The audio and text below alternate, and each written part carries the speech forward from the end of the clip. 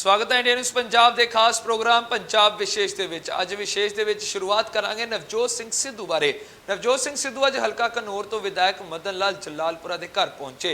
इस दौरान सिद्धू ने नाल कैबिनेट मंत्री चरणजीत सिंह चन्नी, सुखजिंदर सिंह रंधावा, विधायक कुलबीर जीरा और आगू होर मौजूद से। सिद्धू ने गलबात दौरान आख्या कि मदन लाल जलालपुर की इलैक्शन नूं ਉਹ अपनी चोन समझ के लड़नगे। उन्होंने मदन लाल जलालपुरा के स्टैंड की शलाघा की ते पंजाब कांग्रेस के प्रधान नवजोत सिद्धू ने आख्या कि आने वाले विधान सभा सैशन च खेती कानूनों की सोध नहीं सगों मुढ़े तो रद्द किया जाएगा, ये साडा हक है। सिद्धू ने कहा कि अज वो जरूरत दिखाने की लोड़ है जिहड़ी असी SYL समय दिखाई सी। सिद्धू ने कहा कि मुख्यमंत्री कैप्टन अमरिंदर सिंह नाल लिखती अते मिलनी दौरान इस मुद्दे ते चर्चा की गई सी ते पंजाब सरकार ते कांग्रेस पार्टी किसानां नाल खड़ी है।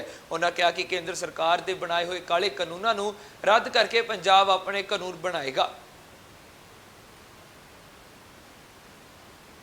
नवजोत सिंह सिद्धू मदन लाल जलालपुर के घर पर पहुंचे और वर्करों के साथ कहीं ना कहीं नवजोत सिंह सिद्धू मीटिंग कर रहे हैं। और एक बड़ी बात नवजोत सिंह सिद्धू ने कहा है कि मदन लाल जलालपुर का इलेक्शन नहीं, यह है मेरा इलेक्शन और बढ़ चढ़कर इनकी रैलियों में मैं जो है काम करूंगा। और कहीं ना कहीं साफ तौर पर इशारा कर दिया है कि हल्का घनौर से जो MLA के जो इलेक्शन है वो मदन लाल जलालपुर को ही टिकट मिलेगी, जिसके चलते आज नवजोत सिंह सिद्धू बार बार बोलते दिखाई दिए कि यहाँ पर जो इलेक्शन जो है हल्का घनौर का वो मदन लाल जलालपुर का नहीं, यह है मेरा है। और पार्टी पूरी मदन लाल जलालपुर के साथ खड़ी है। और कई मुद्दों पर और भी चर्चा करते हुए नवजोत सिंह सिद्धू ने जो कृषि कानून जो आए हैं उनके विरोध भी किया और कहा कि विधानसभा में एक बार फिर जो पहले भी बात उठाई गई थी और मुख्यमंत्री को लिख कर भी दिए गए, ये शोध नहीं करनी, इन्हें रद्द करवाना है। तो कहीं ना कहीं नवजोत सिंह सिद्धू आज एक बार फिर दोबारा से मदन लाल जलालपुर के घर दूसरी बार पहुँचे हैं। पटियाला से कैमरामैन कमलजीत के साथ अविनाश कंबोज, इंडिया न्यूज़ के लिए। जे साडे बहुत ही सत्कारयोग नवजोत सिंह सिद्धू जो कांग्रेस के प्रधान बने हैं, जिस दिन प्रधान बने उस दिन भी इतने आए थे, अज भी इतने पहुँच रहे चाह पीने वास्ते, जिहदे सुखजिंदर सिंह रंधावा, चरणजीत सिंह चन्नी मंत्री जी, होर भी उन्होंने मंत्री साहबान MLA साहब होणगे। तो मैनू तो फोन आया सी भी असीं इत्थे चाह पीण तुहाडे कोल आ रहे हैं। मैं जी धन्नवाद मेरे भी इड्डा बड़ा लीडर जिहड़ा दूजी बार 15 दिन के अंदर अंदर जलालपुर पहुँच रहा। तो एक छोटे ਜਿਹੇ नमाणे जे वर्कर ਨੂੰ एक छोटे ਜਿਹੇ MLA ਨੂੰ ਉਤਸ਼ਾਹ ਕਰਨ ਵਾਸਤੇ ਉਹ ਇੱਥੇ ਆ ਰਿਹਾ। ਤੇ ਮੈਂ ਕਾਂਗਰਸ ਪਾਰਟੀ ਦਾ, ਸੋਨੀਆ ਗਾਂਧੀ ਦਾ, ਰਾਹੁਲ ਗਾਂਧੀ ਦਾ, ਡਾਕਟਰ ਮਨਮੋਹਨ ਸਿੰਘ ਦਾ, ਪ੍ਰਿੰਕਾ ਗਾਂਧੀ ਦਾ ਧੰਨਵਾਦ ਕਰਦਾ ਜਿਨ੍ਹਾਂ ਨੇ ਇਹੋ ਜਿਹੇ ਹੋਣਹਾਰ ਨਵਜੋਤ ਸਿੰਘ ਸਿੱਧੂ ਨੂੰ ਕਾਂਗਰਸ ਦਾ ਪ੍ਰਧਾਨ ਬਣਾ ਕੇ ਇੱਕ ਪੰਜਾਬ ਦੀ ਕਾਂਗਰਸ ਜਾਣ ਪਾਈ ਹੈ। ਮੈਂ ਉਹਨਾਂ ਦਾ ਆ ਰਹੇ ਨੇ ਹੁਣ ਅੱਧੇ ਘੰਟੇ ਤੱਕ, ਮੈਨੂੰ ਵੀ ਬੜੀ ਖੁਸ਼ੀ ਆ, ਮੇਰੇ ਵਰਕਰ ਨੂੰ ਬੜੀ ਖੁਸ਼ੀ ਆ ਵੀ ਨਵਜੋਤ ਸਿੰਘ ਸਿੱਧੂ ਜਿਹੜੇ ਦੁਬਾਰਾ ਪਹਿਲਾ ਪ੍ਰਧਾਨ ਬਣਨ ਤੋਂ ਪਹਿਲਾਂ ਆਏ ਸੀ, ਜਿਸ ਦਿਨ ਪ੍ਰਧਾਨ ਬਣੇ ਆ, ਅੱਜ ਦੂਜੀ ਵਾਰੀ ਆਪਣੇ ਘਰ ਆ ਰਹੇ ਆ। ਮੈਂ ਉਹਨਾਂ ਦਾ ਤਹਿ ਦਿਲੋਂ ਧੰਨਵਾਦ। ਮੈਂ ਇੱਥੇ 5 ਵਾਰ ਆਵਾਂ, 10 ਵਾਰ ਆਵਾਂ, 50 ਵਾਰ ਆਵਾਂ, ਇਹ ਮਦਨ ਲਾਲ ਜਲਾਲਪੁਰ ਦਾ ਇਲੈਕਸ਼ਨ ਨਹੀਂ, ਇਹ ਨਵਜੋਤ ਸਿੰਘ ਸਿੱਧੂ ਦਾ ਇਲੈਕਸ਼ਨ।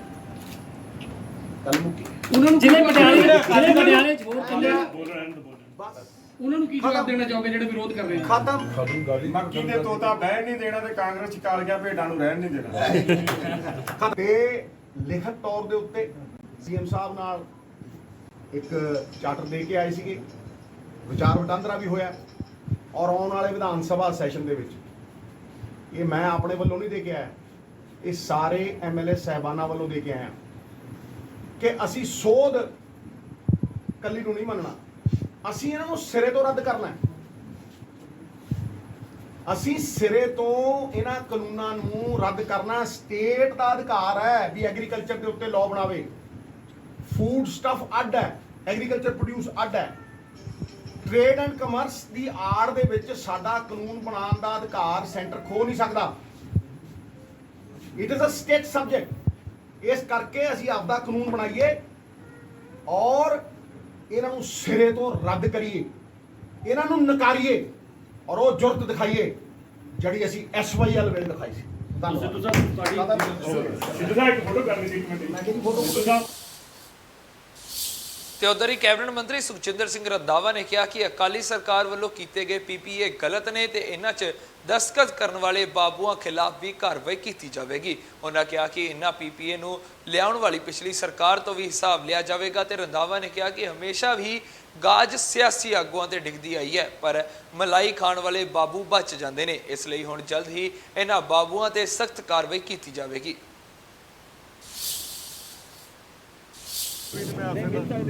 ਮੁੱਦਾ ਨਾ ਕਹੋ ਜਾਂ ਵੀ ਕੋਈ ਮੀਟਿੰਗ ਨਹੀਂ, ਮੈਂ ਆਪਣੇ ਭਰਾ ਨੂੰ ਮਿਲਣਾ ਹੈ। ਪਹਿਲਾਂ ਮੈਂ ਆਉਂਦਾ ਰਿਹਾ ਤੁਹਾਡੇ ਸਾਹਮਣੇ, ਮੈਂ ਹਰ ਵਾਰੀ ਜਦੋਂ ਲੰਘਦਾ ਹਾਂ ਇੱਥੋਂ ਪਟਿਆਲੇ ਵਾਲੀ ਸਾਈਡ ਤੋਂ ਤੇ ਮੈਂ ਮਦਨ ਜੀ ਨੂੰ ਮਿਲ ਕੇ ਜਾਂਦਾ। ਠੀਕ ਨੇ, ਸਭ ਖੁਸ਼ ਹੈ ਜੀ ਸਾਰੇ? ਨਹੀਂ ਤਾਂ ਤੁਹਾਨੂੰ ਕੋਈ ਲੱਗੀ ਸੀ ਤੇ ਇਹ ਤਾਂ ਗੱਲ ਹੋਈ ਪੰਜਾਬ ਦੀ ਸਿਆਸਤ ਦੀ। ਹੁਣ ਗੱਲ ਕਰਾਂਗੇ ਓਲੰਪਿਕ ਬਾਰੇ, ਜਿਸ ਦੇ ਵਿੱਚ ਲਵਲੀਨਾ ਜੋ ਕਿ ਪਹਿਲੀ ਵਾਰ ਓਲੰਪਿਕ ਦੇ ਵਿੱਚ ਉਤਰੀ ਸੀ, ਜਿਸ ਨੇ ਆਪਣੇ ਨਾਮ ਕਾਂਸੇ ਦਾ ਤਗਮਾ ਪਾਉਣ ਵਾਲੀ ਦੂਜੀ ਬਾਕਸਰ ਬਣੀ ਹੈ। ਦੱਸ ਦਈਏ ਕਿ 2012 ਦੇ ਵਿੱਚ ਮੈਰੀ ਕਾਮ ਨੇ ਕਾਂਸੇ ਦਾ ਤਗਮਾ ਜਿੱਤਿਆ ਸੀ ਤੇ 59 ਕਿਲੋ weight ਦੇ ਵਿੱਚ ਕੈਟਾਗਰੀ 'ਚ ਨੰਬਰ 1 ਤੁਰਕੀ ਦੀ ਬੁਸਨੇਜ ਸੁਰਮੇਲੀ ਨਾਲ ਲੜੀ ਸੀ ਤੇ ਮੈਚ ਤੋਂ ਬਾਅਦ ਲਵਲੀਨਾ ਨੇ ਕਿਹਾ ਕਿ ਮੈਡਲ ਜਿੱਤਣ ਦੀ ਖੁਸ਼ੀ ਹੈ, ਜਿੰਨਾ ਸੋਚਿਆ ਸੀ ਉਹਨਾਂ ਹਾਸਿਲ ਨਹੀਂ ਕਰ ਪਾਈ। ਤਿਆਰੀ ਦੀ ਗੱਲ ਕਰਾਂ ਤਾਂ ਦਿੱਕਤ ਆਈ ਸੀ, ਇਹੀ ਸੋਚ ਕੇ ਤਿਆਰੀ ਕੀਤੀ ਸੀ ਕਿ ਮੈਨੂੰ ਸੋਨ ਤਗਮਾ ਚਾਹੀਦਾ ਹੈ। ਸਾਨੂੰ ਲੋਕਾਂ ਨੂੰ ਕਰੋਨਾ ਕਰਕੇ ਇੰਨੀ ਚੰਗੀ ਟ੍ਰੇਨਿੰਗ ਨਹੀਂ ਮਿਲ ਰਹੀ ਹੈ। ਪੂਨੇ ਵਿੱਚ ਟ੍ਰੇਨਿੰਗ ਕੀਤੀ ਗਈ ਤੇ ਮੁੰਡਿਆਂ ਨਾਲ ਪ੍ਰੈਕਟਿਸ ਕਰਦੀ ਸੀ ਤੇ ਪ੍ਰਧਾਨ ਮੰਤਰੀ ਮੋਦੀ ਨੇ ਕਾਂਸੇ ਦਾ ਤਗਮਾ ਜਿੱਤਣ ਵਾਲੀ ਲਵਲੀਨਾ ਨੂੰ ਵਧਾਈ ਦਿੱਤੀ ਹੈ ਤੇ ਨਰਿੰਦਰ ਮੋਦੀ ਨੇ ਫੋਨ ਤੇ ਬਾਕਸਰ ਦੇ ਨਾਲ ਗੱਲਬਾਤ ਵੀ ਕੀਤੀ ਹੈ ਤੇ ਕਿਹਾ ਕਿ ਉਹਨਾਂ ਦੀ ਜਿੱਤ ਉਹਨਾਂ ਦੀ ਯੋਗਤਾ ਦਾ ਸਬੂਤ ਹੈ। ਇਹ ਨਾਰੀ ਸ਼ਕਤੀ ਦੀ ਦ੍ਰਿੜਤਾ ਨੂੰ ਦਿਖਾਉਂਦਾ ਹੈ ਤੇ ਮੋਦੀ ਨੇ ਕਿਹਾ ਕਿ ਲਵਲੀਨਾ ਦੀ ਸਫਲਤਾ ਨੇ ਹਰ ਭਾਰਤੀ ਨੂੰ ਮਾਣ ਨਾਲ ਭਰ ਦਿੱਤਾ ਹੈ। ਉਚੇਚੇ ਤੌਰ ਤੇ ਅਸਮ ਦੇ ਉੱਤਰੀ ਪੂਰਬੀ ਇਲਾਕੇ ਨੂੰ ਪੀਐਮ ਮੋਦੀ ਨੇ ਟਵੀਟ ਕਰਕੇ ਕਿਹਾ ਕਿ ਇਸ ਵਾਰ ਓਲੰਪਿਕਸ ਵਿੱਚ ਭਾਰਤ ਦੇ ਹੁਣ ਤੱਕ ਦੇ ਸਭ ਤੋਂ ਵੱਧ ਖਿਡਾਰੀਆਂ ਨੇ ਕਾਬਿਲਾਇਤੀ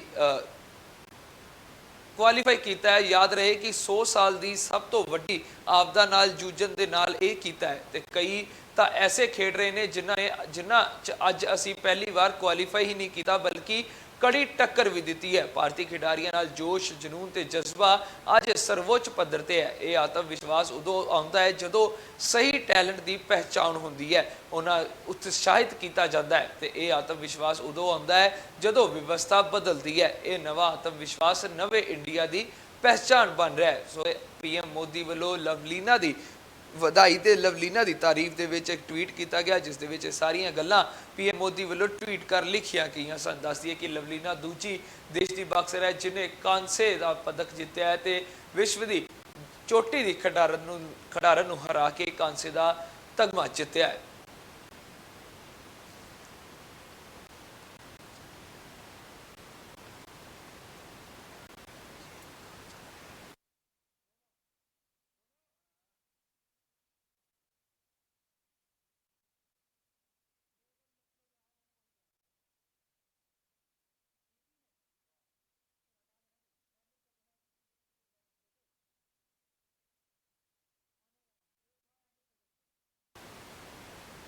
ਸੋ ਲਵਲੀਨਾ ਵੱਲੋਂ ਕਾਂਸੇ ਦਾ ਤਗਮਾ ਜਿੱਤ ਕੇ ਪਹਿਲੀ ਵਾਰੀ ਤੇ ਓਲੰਪਿਕ ਦੇ ਵਿੱਚ ਪਹਿਲੀ ਵਾਰ ਗਈ ਸੀ ਤੇ ਪਹਿਲੀ ਵਾਰ ਹੀ ਕਾਂਸੇ ਦਾ ਤਗਮਾ ਜਿੱਤ ਕੇ ਦੂਜੀ ਬਾਕਸਰ ਬਣ ਗਈ ਹੈ ਲਵਲੀਨਾ। ਦੱਸ ਦਈਏ ਕਿ ਲਵਲੀਨਾ ਵੱਲੋਂ ਮੈਰੀ ਕਾਮ ਨੇ ਜਿੱਤਿਆ ਸੀ 2012 ਦੇ ਵਿੱਚ ਤੇ ਉਸ ਤੋਂ ਬਾਅਦ ਹੁਣ ਲਵਲੀਨਾ ਨੇ ਕਾਂਸੇ ਦਾ ਤਗਮਾ ਜਿੱਤਿਆ ਹੈ। ਦੱਸ ਦਈਏ ਕਿ ਨੰਬਰ 1 ਤੁਰਕੀ ਦੀ ਬੁਸੇਨਾਜ ਸੁਰਮੇਲੀ ਨਾਲ ਲੜੀ ਸੀ, ਜਿਸ ਦੇ ਵਿੱਚ ਉਹਨੂੰ ਤਗਮੇ ਦਾ ਕਾਂਸੇ ਦਾ ਤਗਮਾ ਭਾਰਤ ਦੀ ਝੋਲੀ ਪਾਇਆ ਹੈ।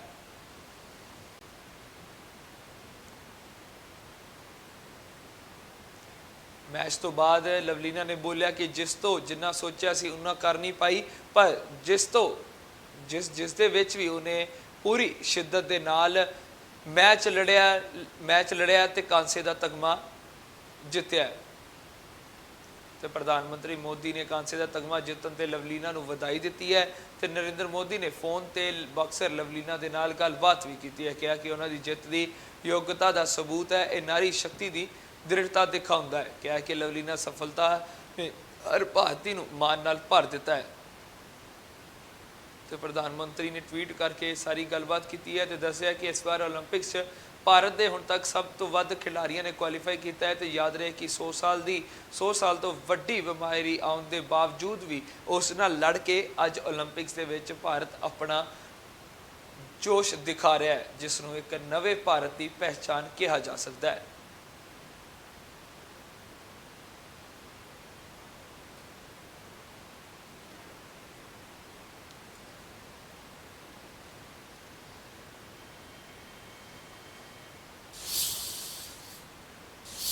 ਤੇ ਉਧਰ ਹੀ ਦੂਜੇ ਪਾਸੇ ਇਤਿਹਾਸ ਰਚਣ ਲਈ ਮਹਿਲਾ ਹਾਕੀ ਟੀਮ ਮੈਦਾਨ 'ਚ ਕੋਸ਼ਿਸ਼ ਕਰ ਰਹੀ ਉਹ ਨਾਕਾਮ ਹੋ ਗਈ ਹੈ ਤੇ ਅੱਜ ਸੈਮੀਫਾਈਨਲ 'ਚ ਅਰਜਨਟੀਨਾ ਨੇ ਭਾਰਤ ਨੂੰ 2-1 ਦੇ ਨਾਲ ਹਰਾ ਦਿੱਤਾ ਹੈ ਤੇ ਹੁਣ ਭਾਰਤੀ ਮਹਿਲਾ ਹਾਕੀ ਟੀਮ ਕਾਂਸੇ ਦਾ ਤਗਮਾ ਜਿੱਤਣ ਲਈ ਮੈਦਾਨ 'ਚ ਉਤਰੇਗੀ। ਇਤਿਹਾਸ ਸਰਜਣ ਤੋਂ ਪਹਿਲਾਂ ਖੁੰਝੀ ਭਾਰਤੀ ਮਹਿਲਾ ਹਾਕੀ ਟੀਮ ਤੇ ਕਰੜੇ ਮੁਕਾਬਲੇ ਤੋਂ ਬਾਅਦ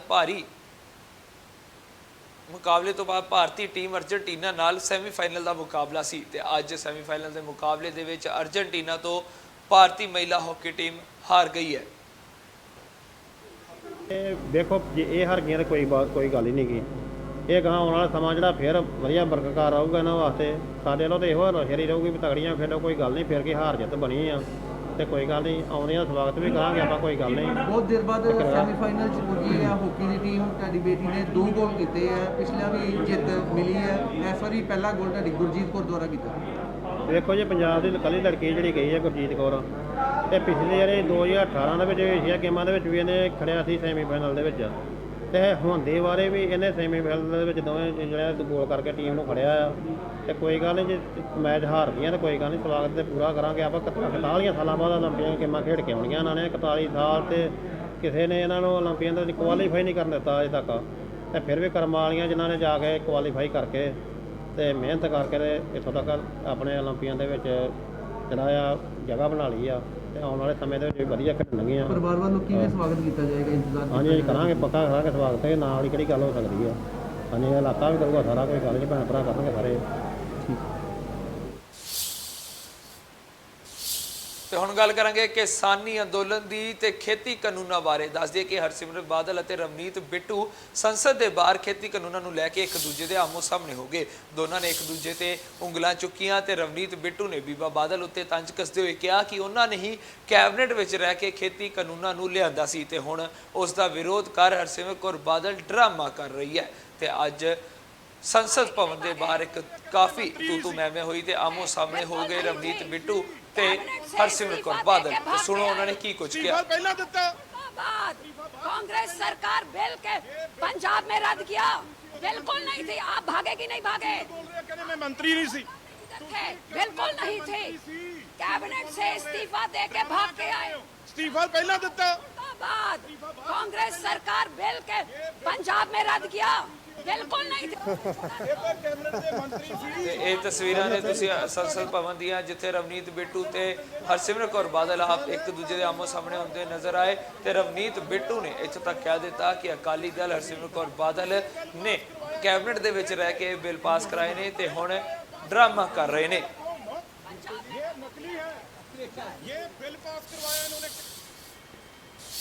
ਤੇ ਸੰਸਦ ਦੇ ਬਾਹਰ ਕਾਂਗਰਸ ਦੇ ਸਾਂਸਦ ਰਵਨੀਤ ਬਿੱਟੂ ਤੇ ਸਾਬਕਾ ਮੰਤਰੀ ਹਰਸਿਮਰਤ ਕੌਰ ਬਾਦਲ ਵਿਚਾਲੇ ਤੂੰ ਮੈਂ ਹੋਈ। ਇਸ ਸ਼ਬਦੀ ਮਾਮਲਿਆਂ ਤੇ ਬੀਬਾ ਬਾਦਲ ਨੇ ਕਿਹਾ ਕਿ ਜਦੋਂ ਕਾਨੂੰਨ ਆਏ ਤਾਂ ਮੈਂ ਅਸਤੀਫਾ ਦੇ ਦਿੱਤਾ ਸੀ। ਇਸੇ ਤੇ ਹੁਣ ਤੰਜ ਕੱਸਦੇ ਹੋਏ ਆਮ ਆਦਮੀ ਪਾਰਟੀ ਦੇ ਵਿਧਾਇਕ ਕੁਲਤਾਰ ਸੰਧਵਾ ਨੇ ਕਿਹਾ ਕਿ ਬੀਬੀ ਬਾਦਲ ਕਿਉਂ ਝੂਠ ਬੋਲ ਰਹੇ ਹੋ, ਸਾਰਾ ਪੰਜਾਬ ਜਾਣਦਾ ਹੈ ਕਿ ਤੁਸੀਂ ਸੰਸਦ 'ਚ ਮੌਜੂਦ ਸੀ। ਤੇ ਸੰਧਵਾ ਨੇ ਬਿੱਟੂ ਤੇ ਵੀ ਤੰਜ ਕੱਸਦਿਆਂ ਕਿਹਾ ਕਿ ਤੁਸੀਂ ਵੀ ਆਪਣੀ ਡਰਾਮੇਬਾਜ਼ੀ ਬੰਦ ਕਰੋ। ਚੋਣ ਮੈਨੀਫੈਸਟੋ 'ਚ ਤੁਹਾਡੇ ਵੀ ਇਹੀ ਖੇਤੀ ਕਾਨੂੰਨ ਸ਼ਾਮਲ ਸਨ। ਤੇ ਹਰਪਾਲ ਚੀਮਾ ਨੇ ਵੀ ਅਕਾਲੀ ਦਲ ਤੇ ਤੰਜ ਕੱਸਦਿਆਂ ਕਿਹਾ ਕਿ ਪੰਜਾਬ 'ਚ ਸਾਰੇ ਮਾਫੀਆ ਇਹਨਾਂ ਦਾ ਹੀ ਕਾਰਜਕਾਲ 'ਚ ਸ਼ੁਰੂ ਹੈ, ਜਿਵੇਂ ਕਿ ਰੇਤ ਮਾਫੀਆ, ਬਿਜਲੀ ਮਾਫੀਆ ਤੇ ਹੋਰ ਮਾਫੀਆ ਇਹਨਾਂ ਦੇ ਹੀ ਰਾਜ 'ਚ ਪਨਪੇ ਨੇ।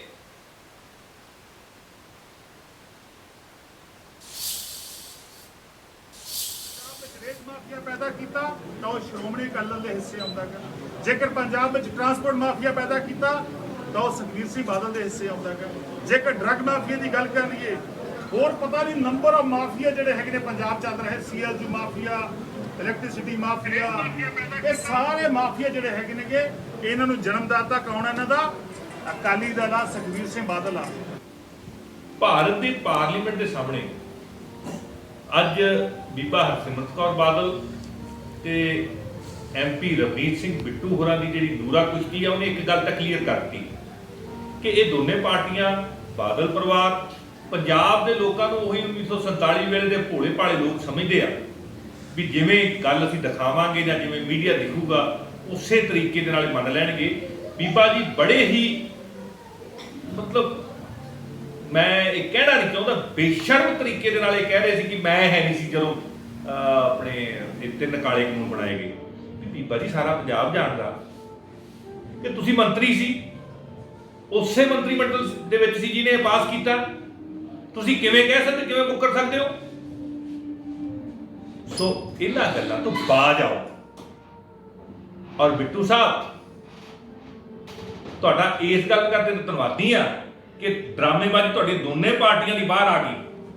ਤੁਹਾਡੇ ਵੀ ਚੋਣ ਮੈਨੀਫੈਸਟੋ ਦੇ ਵਿੱਚ ਇਹਨਾਂ ਕਾਲੇ ਕਾਨੂੰਨਾਂ ਨੂੰ ਲਿਆਉਣ ਦੀ ਗੱਲ ਕੀਤੀ ਸੀ ਤੇ ਅਬੋਹਰ ਦੇ ਵਿੱਚ ਇਹ ਕਾਨੂੰਨ ਬਣਨ ਤੋਂ ਬਾਅਦ ਤੁਸੀਂ ਟੈਕਸ ਮਾਫ ਵੀ ਕੀਤਾ, ਤੁਸੀਂ ਕਾਨੂੰਨ ਨੂੰ ਲਾਗੂ ਵੀ ਕਰ ਦਿੱਤਾ ਪੰਜਾਬ ਦੇ ਵਿੱਚ। ਸੋ ਤੁਹਾਡੇ ਦੋਨਾਂ ਦੀ ਜਿਹੜੀ ਇਹ ਮਾੜੇ ਮਨਸੂਬੇ ਆ ਉਹ ਪੰਜਾਬ ਦੇ ਲੋਕ ਜਾਣਦੇ। ਜਿੰਨਾ ਮਰਜ਼ੀ ਲੜਕੇ ਦਿਖਾਈ ਜਾਓ।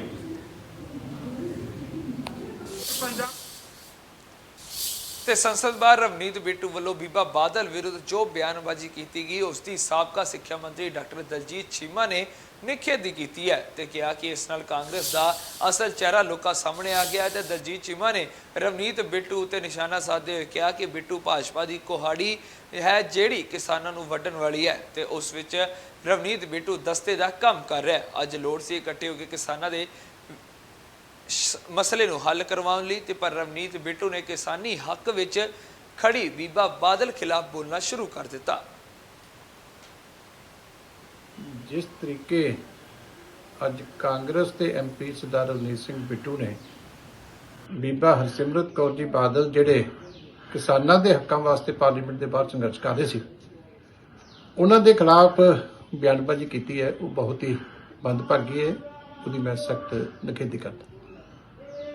ਔਰ ਇਸ ਗੱਲ ਤੋਂ ਸਾਬਤ ਹੋ ਗਿਆ ਹੈ ਕਿ ਕਾਂਗਰਸ ਦਾ ਜਿਹੜਾ ਅਸਲੀ ਚਿਹਰਾ ਉਹ ਲੋਕਾਂ ਸਾਹਮਣੇ ਆ ਗਿਆ। ਰਵਨੀਤ ਸਿੰਘ ਬਿੱਟੂ ਬੀਜੇਪੀ ਦੀ ਜਿਹੜੀ ਕੁਹਾੜੀ ਹੈ ਕਿਸਾਨਾਂ ਨੂੰ ਵੱਢਣ ਵਾਲੀ, ਉਹਦੇ ਵਿੱਚ ਦਸਤੇ ਦਾ ਕੰਮ ਕਰ ਰਿਹਾ। ਅੱਜ ਲੋੜ ਸੀ ਕਿ ਇਕੱਠ ਦਾ ਪ੍ਰਗਟਾਵਾ ਕਰਕੇ ਕਿਸਾਨਾਂ ਦੇ ਮਸਲੇ ਹੱਲ ਕਰਾਏ ਜਾਣ, ਪਰ ਉਲਟਾ ਆਪਣੇ ਐਮਪੀ ਦੇ ਖਿਲਾਫ। ਤੇ ਉਧਰ ਹੀ ਗੁਰਜੀਤ ਔਜਲਾ ਨੇ ਕੇਂਦਰ ਸਰਕਾਰ ਦੇ ਤੰਜ ਕੱਸਦੇ ਹੋਏ ਕਿਹਾ ਕਿ ਖੇਤੀ ਕਾਨੂੰਨਾਂ ਦੇ ਵਿਰੋਧ 'ਚ ਸਾਰੀਆਂ ਪਾਰਟੀਆਂ ਇੱਕ ਮੰਚ ਤੇ ਇਕੱਠੀਆਂ ਹੋਈਆਂ ਨੇ। ਪੰਜਾਬ 'ਚ ਵੱਡੇ ਮੁੱਦੇ ਹਨ ਪਰ ਮਹਿੰਗਾਈ ਦੇ ਤੇ ਸਭ ਤੋਂ ਵੱਡਾ ਮੁੱਦਾ ਕਿਸਾਨਾਂ ਦਾ ਹੈ, ਜਿਨ੍ਹਾਂ ਵੱਲੋਂ ਕੇਂਦਰ ਸਰਕਾਰ ਧਿਆਨ ਨਹੀਂ ਦੇ ਰਹੀ ਹੈ। ਭਾਜਪਾ ਸਰਕਾਰ ਪੰਜਾਬ ਦੇ ਮੁੱਦਿਆਂ ਤੋਂ ਜਵਾਬ ਦੇਣ ਤੇ ਭੱਜ ਰਹੀ ਹੈ ਤੇ ਗੁਰਜੀਤ ਔਜਲਾ ਨੇ ਭਾਜਪਾ ਸਰਕਾਰ ਤੇ ਤੰਜ ਕੱਸੇ ਨੇ। बिल्कुल राहुल गांधी जी ने कल ब्रेकफास्ट दिया था कॉन्स्टिट्यूशन क्लब में। उसमें सभी पार्टियां अपोजिशन की जो बीजेपी के अगेंस्ट है वो सब वहाँ इकट्ठी हुई थी। और देखिए कि 60% वोट अपोजिशन के पास, लोगों ने 60% देश के लोगों ने अपोजिशन को वोट दे रखी है। तो जो 38% वाले हैं वो गलत फैसले दे रहे हैं, देश को जवाब भी नहीं दे रहे। तो अब लोगों की सद्भावना को समझते हुए सभी लोग चाहते हैं देश के कि सरकार कोरोना के ऊपर, टैक्सेस के ऊपर, किसानों का बड़ा मुद्दा है 500 के ऊपर जाने जा चुकी है, उसके ऊपर सरकार जवाब दे। महंगाई क्यों इतनी बड़ी है, लेकिन सरकार उससे भाग रही है। तो सभी पार्टी इकट्ठा होकर 24 तक ये निर्णय किया गया है कि सब इकट्ठे होकर लोगों की लड़ाई जो है वो पार्लियामेंट में इकट्ठे लड़ें।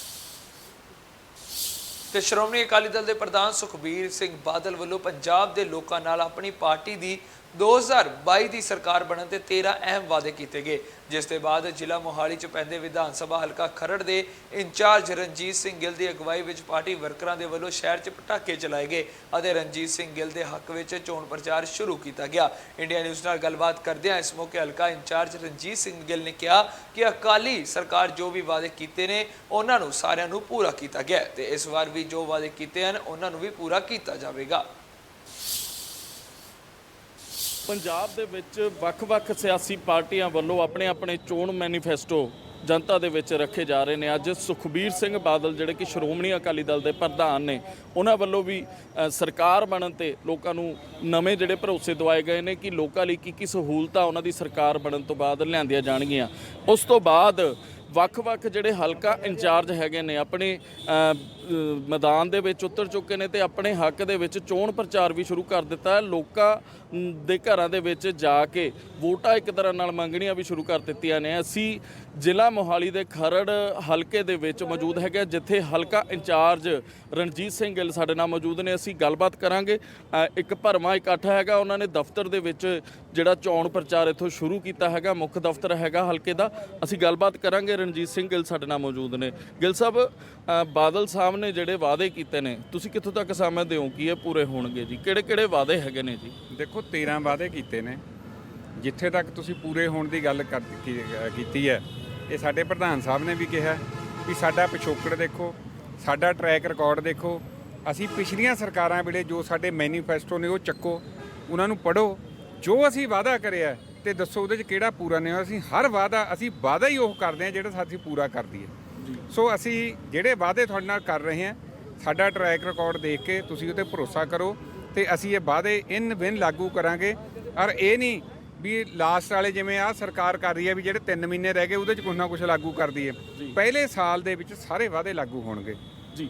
ਬਿਲਕੁਲ ਜਿਹੜੀਆਂ ਪਿੱਛੇ ਨਗਰ ਕੌਂਸਲ ਤੇ ਨਗਰ ਨਿਗਮ ਦੀਆਂ ਚੋਣਾਂ ਹੋਈਆਂ ਨੇ, ਤੁਸੀਂ ਆਪਣੇ ਇਲਾਕੇ ਦੇ ਵਿੱਚ ਖਰੜ ਸ਼ਹਿਰ ਦੇ ਵਿੱਚ ਚੰਗੀਆਂ ਵੋਟਾਂ ਹਾਸਲ ਕੀਤੀਆਂ ਨੇ ਤੇ ਅਕਾਲੀ ਦਲ ਦਾ ਪ੍ਰਧਾਨ ਵੀ ਬਣਾਇਆ ਹੈਗਾ। ਕੀ ਸਮਝਦੇ ਹੋ ਹੈਗੇ ਜਿਹੜੀਆਂ ਵਿਧਾਨ ਸਭਾ ਦੀਆਂ 2022 ਦੀਆਂ ਚੋਣਾਂ ਹੋਣੀਆਂ ਨੇ, ਇੱਕ ਤਰ੍ਹਾਂ ਨਾਲ ਕਲੀਅਰ ਹੈਗਾ ਕਿ ਇਸ ਵਾਰ ਫਿਰ ਤੋਂ ਦੁਬਾਰਾ ਟਿਕਟ ਤੁਹਾਨੂੰ ਵੀ ਮਿਲਣੀ ਹੈਗੀ ਆ, ਕਿਉਂਕਿ ਜਨਤਾ ਦੀ ਫੁੱਲ ਸਪੋਰਟ ਹੈਗੀ ਆ ਤੁਹਾਨੂੰ? ਹਲਕੇ ਦੇ ਜਿਹੜੇ ਅਕਾਲੀ ਵਰਕਰ ਨੇ ਤੇ ਆਮ ਲੋਕ ਨੇ ਵੱਡੀ ਗਿਣਤੀ ਦੇ ਵਿੱਚ ਤੁਹਾਡੇ ਨਾਲ ਜੁੜੇ ਹੋਏ ਹੈਗੇ ਨੇ। ਤੁਸੀਂ ਲੋਕਾਂ ਨੂੰ ਕੀ ਵਾਅਦਾ ਕਰਦੇ ਹੋ ਜੀ? ਜਿਹੜੇ ਸੁਖਬੀਰ ਬਾਦਲ ਨੇ ਸੁਪਨੇ ਦਿਖਾ ਰਹੇ ਨੇ ਜਿਹੜੇ, ਉਹ ਵਾਕਈ ਉਹ ਤੁਸੀਂ ਪੂਰੇ ਕਰਾਓਗੇ?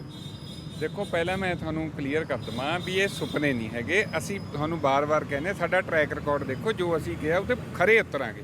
ਇਹ ਤਾਂ ਹੁਣ ਅਸੀਂ ਸਰਕਾਰ ਬਣੂਗੀ ਉਹ ਤੋਂ ਬਾਅਦ ਹੀ ਆਪਾਂ ਉਹਨੂੰ ਕਹਾਂਗੇ ਜੀ ਨਹੀਂ ਲਾਗੂ ਹੋਣਗੇ। ਤੁਸੀਂ ਚੋਣ ਪ੍ਰਚਾਰ ਹੁਣ ਸ਼ੁਰੂ ਹੋ ਚੁੱਕਿਆ ਜੀ? ਬਿਲਕੁਲ ਜੀ, ਚੋਣ ਪ੍ਰਚਾਰ ਸਾਡਾ ਸ਼ੁਰੂ ਹੈ। ਅਸੀਂ ਰੋਜ਼ ਪਬਲਿਕ ਮੀਟਿੰਗਾਂ ਕਰ ਰਹੇ ਹਾਂ ਤੇ ਤੁਹਾਨੂੰ ਪਤਾ ਵੀ ਹੁਣ ਇੱਕ ਕਿਸਮ ਦਾ ਜਿਹੜਾ ਵਿਧਾਨ ਸਭਾ ਦੇ ਚੋਣਾਂ ਦਾ ਬਿਗਲ ਤਾਂ ਵੱਜ ਹੀ ਚੁੱਕਿਆ ਤੇ ਹੌਲੀ-ਹੌਲੀ ਪੋਜੀਸ਼ਨ ਵੀ ਕੈਂਡੀਡੇਟਾਂ ਦੀ ਕਲੀਅਰ ਹੁੰਦੀ ਜਾਂਦੀ ਹੈ। ਸੋ ਅੱਜ ਜਿਹੜੇ ਵਾਅਦੇ ਕੀਤੇ ਨੇ ਇਹਦੇ 'ਚ ਲੋਕਾਂ ਨੂੰ ਬਹੁਤ ਵੱਡੀ ਰਾਹਤ ਮਿਲੂਗੀ। ਅਸੀਂ ਲੋਕਾਂ ਕੋਲੇ ਵਾਅਦੇ ਜੋ ਉਹਨਾਂ ਨੇ ਕੀਤੇ ਨੇ ਉਹ ਲੈ ਕੇ ਜਾਵਾਂਗੇ ਔਰ ਉਹਨਾਂ ਨੂੰ ਪਿਛਲਾ ਰਿਕਾਰਡ ਦੇ ਆਧਾਰ ਤੇ ਕਹਾਂਗੇ। ਮੁੱਖ ਵਾਅਦੇ ਕਿਹੜੇ ਹੈਗੇ ਨੇ ਜਿਹੜੇ ਕੀਤੇ? ਜਿਵੇਂ ਕਿ ਦੇਖੋ ਮਾਤਾ ਖੀਵੀ ਰਸੋਈ ਸੇਵਾ ਸਕੀਮ ਸ਼ੁਰੂ ਕੀਤੀ ਹੈ ਜੀ, ਜਿਹਦੇ ਵਿੱਚ ਕਿ ਪਹਿਲਾਂ ਦਾਲ ਤੇ ਆਪਣੇ ਆਟਾ ਦਾਲ ਦਿੰਦੇ ਸੀ, ਉਹਦੇ 'ਚ ਹੁਣ 2000 ਰੁਪਇਆ ਹਰ ਨੀਲੇ ਕਾਰਡ ਵਾਲੇ ਨੂੰ ਉਹਦੇ ਆਪਣੇ ਖਾਤਿਆਂ 'ਚ ਉਸ ਬੀਬੀ ਦੇ ਭੈਣ ਦੇ ਉਹਦੇ ਖਾਤੇ 'ਚ ਆ ਜਾਏਗਾ। ਉਹ ਆਪਣੇ ਮੁਤਾਬਕ ਆਪਣੀ ਰਸੋਈ ਦਾ ਖਰਚਾ ਜੋ ਹੋਰ ਉਹਨੂੰ ਕੀ ਸਮਾਨ ਚਾਹੀਦਾ ਤੈਅ ਕਰ ਲੇਗੀ। ਹਰ ਮਹੀਨੇ 2000 ਰੁਪਇਆ। ਖੇਤੀ ਲਈ ਜਿਹੜੀ ਵਰਤਿਆ ਜਾਣ ਵਾਲਾ ਡੀਜ਼ਲ ਹੈ ਖੇਤੀ ਸੈਕਟਰ ਦੇ ਵਿੱਚ, ਉਹ 10 ਰੁਪਏ ਪ੍ਰਤੀ ਲੀਟਰ ਆਪਣੇ ਬੈਟ ਵਿੱਚੋਂ ਘੱਟ ਕੀਤਾ ਜਾਊਗਾ ਤੇ 10 ਲੱਖ ਪ੍ਰਤੀ ਸਾਲ ਸਿਹਤ ਬੀਮਾ ਜਿਹੜਾ ਪਰਿਵਾਰ ਦਾ ਕੀਤਾ ਜਾਊਗਾ ਤੇ ਜੇ ਉਹਨੂੰ ਆਪਣੇ ਪ੍ਰਾਈਵੇਟ ਹਸਪਤਾਲ ਸਰਕਾਰੀ ਜਿੱਥੋਂ ਮਰਜ਼ੀ ਇਲਾਜ ਕਰਾ ਸਕਦਾ, ਉਹਦੀ ਜਿਹੜੀ ਗਰੁੱਪ ਇੰਸ਼ੋਰੈਂਸ ਹੋਊਗੀ ਉਹਦਾ ਪੈਸਾ ਸਰਕਾਰ ਦੇਊਗੀ ਤੇ ਉਹ ਕਿਤੇ ਵੀ ਆਪਣਾ ਇਲਾਜ ਕਰਾ ਸਕਦਾ। ਵਿਦਿਆਰਥੀਆਂ ਲਈ 10 ਲੱਖ ਤੱਕ ਦਾ ਜਿਹੜਾ ਵਿਆਜ ਫਰੀ ਲੋਨ ਹੋਊਗਾ ਔਰ ਉਹਦੀ ਗਾਰੰਟੀ ਵੀ ਵਿਦਿਆਰਥੀ ਨੂੰ ਦੇਣੀ ਪਊਗੀ, ਪੰਜਾਬ ਸਰਕਾਰ ਦੇਊਗੀ ਤੇ ਜਿਹੜਾ ਵਿਆਜ ਹੈ ਉਹ ਫ੍ਰੀ ਹੋਊਗਾ। ਜਦੋਂ ਉਹ ਆਪਣੀ ਨੌਕਰੀ ਲੱਗ ਗਿਆ, ਆਪਣੀ ਜੌਬ ਚੋਂ ਹੌਲੀ-ਹੌਲੀ ਉਹ ਬੈਂਕ ਨਾਲ ਸੈਟਲ ਕਰਕੇ ਸਿਰਫ 10 ਲੱਖ ਰੁਪਏ ਆਪਣਾ ਵਾਪਸ ਕਰੂਗਾ। ਤੇ ਜਿਹੜੇ ਖੇਤੀ ਕਾਨੂੰਨ ਹੈ ਪਹਿਲਾਂ ਹੀ ਇਜਲਾਸ ਬੁਲਾ ਕੇ ਇਹ ਸਰਕਾਰ ਨੇ ਤਾਂ ਸੋਧ ਵਾਸਤੇ ਬੁਲਾਇਆ ਸੀ ਨਾ, ਸੋਧ ਕੀਤੀ ਸੀ, ਅਸੀਂ ਰੱਦ ਕਰਾਂਗੇ। ਇਹ ਸਾਡੀ ਸਰਕਾਰ ਆਉਣ ਤੇ 3 ਦੇ 3 ਜਿਹੜੇ ਖੇਤੀ ਆਪਣੇ ਕਾਲੇ ਕਾਨੂੰਨ ਬਣੇ ਨੇ ਇਹ ਰੱਦ ਕਰਾਂਗੇ। ਪਿਛਲੀ ਵਾਰ 2,37,000 ਦੇ ਕਰੀਬ ਸਰਕਾਰੀ ਨੌਕਰੀਆਂ ਦਿੱਤੀਆਂ ਸੀ। ਇਸ ਵਾਰ 5 ਸਾਲ 'ਚ 1 ਲੱਖ ਸਰਕਾਰੀ ਨੌਕਰੀ ਤੇ ਨਿੱਜੀ ਖੇਤਰ ਦੇ ਵਿੱਚ 10 ਲੱਖ ਜਿਹੜੀ ਜੌਬਸ ਹੈ ਉਹ ਕ੍ਰੀਏਟ ਕੀਤੀਆਂ ਜਾਣਗੀਆਂ। ਹਰ ਜ਼ਿਲ੍ਹੇ ਦੇ ਵਿੱਚ ਮੈਡੀਕਲ ਕਾਲਜ ਸਥਾਪਿਤ ਕਰਿਆ ਜਾਊਗਾ ਔਰ ਉਹ ਮੈਡੀਕਲ ਕਾਲਜਾਂ ਦੇ ਵਿੱਚ ਸਾਰੇ ਪ੍ਰੋਫੈਸ਼ਨਲ ਕਾਲਜਾਂ 'ਚ ਸਮੇਤ ਮੈਡੀਕਲ ਕਾਲਜ ਵਿੱਚ ਸਰਕਾਰੀ ਸਕੂਲਾਂ ਤੋਂ ਜਿਹੜੇ ਵਿੱਦਿਆ ਪ੍ਰਾਪਤ ਸਾਡੇ ਵਿਦਿਆਰਥੀ ਨੇ ਸਰਕਾਰੀ ਸਕੂਲਾਂ 'ਚ ਪੜ੍ਹਦੇ ਨੇ 33% ਸੀਟਾਂ ਉਹਨਾਂ ਲਈ ਰਾਖਵੀਆਂ ਰੱਖੀਆਂ ਜਾਊਗੀਆਂ ਤੇ ਸਰਕਾਰੀ ਨੌਕਰੀਆਂ ਵਿੱਚ ਮਹਿਲਾਵਾਂ ਲਈ ਘੱਟੋ ਘੱਟ 50% ਰਾਖਵਾਂਕਰਨ ਹੋਊਗਾ। ਜਨਤਕ ਦੇ ਨਿੱਜੀ ਖੇਤਰ 'ਚ ਜਿਵੇਂ ਕੋਈ ਫੈਕਟਰੀ ਲੱਗਦੀ ਹੈ, ਕਈ ਵਾਰੀ ਉਹ ਸਾਰੇ ਬੰਦੇ ਬਾਹਰੋਂ ਹੀ ਆ ਜਾਂਦੇ ਨੇ ਤੇ ਇਹਦੇ 'ਚ 75% ਜਿਹੜੇ ਸਾਡੇ ਨੌਜਵਾਨ ਪੰਜਾਬ ਦਿਆਂ ਨੂੰ ਰੁਜ਼ਗਾਰ ਦਿੱਤਾ ਜਾਊਗਾ। ਤੇ ਜਿਹੜੇ ਠੇਕਾ ਪ੍ਰਣਾਲੀ ਤਹਿਤ ਆਪਣੇ ਕਰਮਚਾਰੀ ਸਫਾਈ ਕਰਮਚਾਰੀ ਹੈ ਉਹਨਾਂ ਨੂੰ ਪੱਕਾ ਕਰਿਆ ਜਾਊਗਾ। ਸਾਰੇ ਸਰਕਾਰੀ ਦਫ਼ਤਰਾਂ ਦਾ ਕੰਪਿਊਟਰੀਕਰਨ ਕਰਿਆ ਜਾਊਗਾ ਤਾਂ ਕਿ ਜਿਹੜੀ ਕਰਪਸ਼ਨ ਹੈ ਉਹਨੂੰ ਵੀ ਘਟਾਇਆ ਜਾਵੇ। ਜਿਹੜੇ ਲੋਕਾਂ ਦੀ ਹਰਾਸਮੈਂਟ ਹੈ ਸਮਾਂ ਉਹ ਬਚੇ, ਹਰਾਸਮੈਂਟ ਘਟਾਈ ਜਾਵੇ। ਜਿਵੇਂ ਪਹਿਲਾਂ ਸੇਵਾ ਕੇਂਦਰ ਸ਼ੁਰੂ ਕਰੇ ਸੀ, ਇੱਕ ਬੰਦਾ ਪਟਵਾਰੀ ਕੋਲ ਫਰਦ ਲੈਣ ਲਈ 10 ਚੱਕਰ ਕੱਢਦਾ ਜੋ ਫੇਰ ਨਹੀਂ ਸੀ ਮਿਲਦਾ। ਹੁਣ ਆਪਣਾ ਸੇਵਾ ਕੇਂਦਰ ਜਾਂਦੇ ਆ, ਉੱਥੇ ਜਦੇ 2 ਮਿੰਟ 'ਚ ਆਪਣੀ ਫਰਦ ਕੱਢ ਲਓ। ਅਸੀਂ ਆਪਣੇ ਇੱਥੇ ਦਫ਼ਤਰਾਂ 'ਚ ਬੈਠੇ ਹੀ ਕੱਢ ਲੈਂਦੇ। ਸੋ ਇਹ ਸਾਰਾ 100% ਜਿਹੜਾ ਇਹ ਕੰਪਿਊਟਰੀਕਰਨ ਕੀਤਾ ਜਾਊਗਾ। ਸੋ ਤੁਸੀਂ ਦੇਖ ਸਕਦੇ ਹੋ ਤੁਸੀਂ ਕੈਪਟਨ ਇੱਕ ਬਿਜਲੀ ਮੀਡੀਅਮ ਜਿਹੜੇ ਉਦਯੋਗ ਆ ਉਹਨਾਂ ਲਈ 5 ਰੁਪਏ ਜਿਹੜੀ ਯੂਨਿਟ ਹੈ ਉਹ ਬਿਜਲੀ ਜਿਹੜੀ ਹੈ ਉਹ ਦਿੱਤੀ। ਸੋ ਪੰਜਾਬ ਦੇ ਮੁੱਖ ਮੰਤਰੀ ਕੈਪਟਨ ਅਮਰਿੰਦਰ ਸਿੰਘ ਨੇ ਇਸ ਵਾਰ ਜਿਹੜਾ ਚੋਣਾਂ ਤੋਂ ਪਹਿਲਾਂ ਜਿਹੜਾ ਵਿਰੋਧ ਵੱਖ-ਵੱਖ ਮੁਲਾਜ਼ਮ ਜਥੇਬੰਦੀਆਂ ਵੱਲੋਂ ਕੀਤਾ ਜਾ ਰਿਹਾ, ਸਭ ਤੋਂ ਮੇਨ ਜਿਹੜਾ ਹੈਗਾ ਠੇਕੇਦਾਰੀ ਸਿਸਟਮ ਕਰਕੇ ਵਿਰੋਧ ਕੀਤਾ ਜਾ ਰਿਹਾ ਤੇ ਅਕਾਲੀ ਦਲ ਤੇ ਬਸਪਾ ਵੱਲੋਂ ਭਰੋਸਾ ਦਵਾਇਆ ਜਾ ਰਿਹਾ ਉਹਨਾਂ ਦੀ ਜੇਕਰ ਸਰਕਾਰ ਹੋਣ ਦੇ ਵਿੱਚ ਆਉਂਦੀ ਆ 2022 ਦੇ ਵਿੱਚ ਤਾਂ ਇਹ ਜਿਹੜੇ ਸਮੁੱਚੇ ਵਾਅਦੇ ਹੈਗੇ ਨੇ ਉਹ ਜ਼ਰੂਰ ਜਨਤਾ ਦੀ ਕਚਹਿਰੀ ਦੇ ਵਿੱਚ ਪੂਰਾ ਕਰਕੇ ਦਿਖਾਉਣਗੇ। ਕੈਮਰਾਮੈਨ ਪਰਮਿੰਦਰ ਸਿੱਧੂ ਦੇ ਨਾਲ ਅਰੁਣ ਆਹੂਜਾ, ਇੰਡੀਆ ਨਿਊਜ਼, ਚੰਡੀਗੜ੍ਹ। ਫਿਲਹਾਲ ਪੰਜਾਬ ਵਿਸ਼ੇਸ਼ ਵਿੱਚ ਨਹੀਂ, ਤਮਾਮ ਖਬਰਾਂ ਲਈ ਜੁੜੇ ਰਹੋ ਇੰਡੀਆ ਨਿਊਜ਼ ਪੰਜਾਬ ਦੇ ਨਾਲ।